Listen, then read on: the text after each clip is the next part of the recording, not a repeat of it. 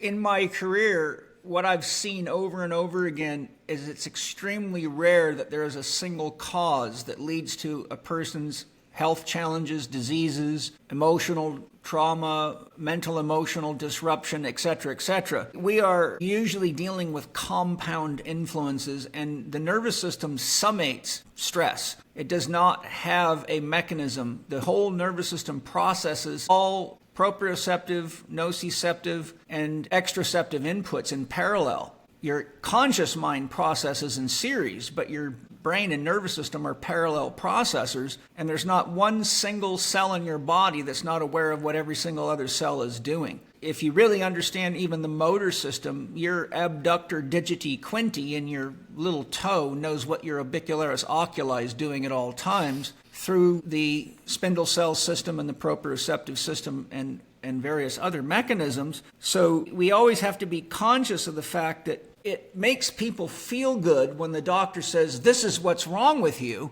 because it gives them a sense of hope or a sense of ease. But the number of times that turns out to be the beginning of a long series of drugs and surgeries and toxicity and trauma that leads to bigger and bigger and bigger problems. And I've spent my career dealing with medical failures, so I'm very familiar with this whole conundrum where if we don't pay attention to these factors and we keep doing bogus medicine, and that leads to my next point, which is the highest standard of authentication in medicine is a double-blind, placebo-controlled study. But what that really means in lay terms, it's extreme isolation of a hormone or of a function or of a cell or of a system, which they call the gold standard. And when I have questioned scientists and doctors on why is that the gold standard when that has nothing to do with how the body works, the most common answer I get is because the body's so complex, there's no other way we can study it. I see, so why don't you tell that truth instead of leading people to the illusion that you're actually doing gold standard research? And I can give you a good example of this. I don't know if you know who Stuart McGill is.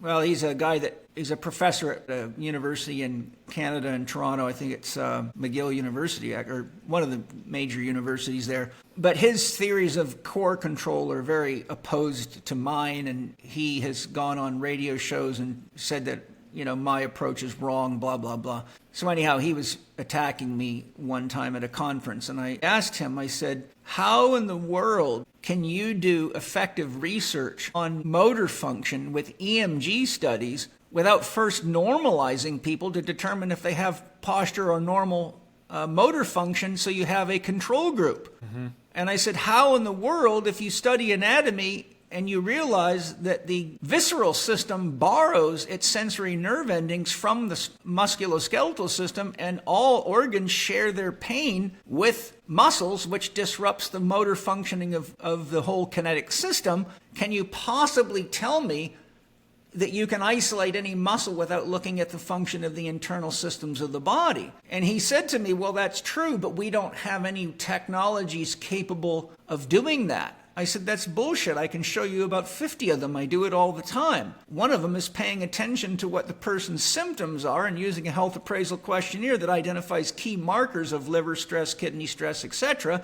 and then asking about what's going on in their life and looking for the correlations. Every doctor knows that nobody comes to the office complaining that their heart hurts. They always say, I have chest pain and pain down my left arm. Women commonly have low back pain with menstruation, pain down their legs, even sciatic pain. So there's a long list of medical symptoms where for example, a gallbladder can cause pain behind the right knee. So doctors know this, so it's like half their brain knows it, but the other half their brain shuts it out. And so my point is, I said to McGill, so what you're doing is you're publishing research that is incorrectly done and encouraging university students and everyone else in your audiences to believe it as though it's fact, when really it's not factual or true at all. And You're criticizing me because I include a holistic analysis of the body, and you don't want to have to admit that you're wrong. And he basically nodded his head. He didn't say I agree. But so this is the issue we're dealing with right here.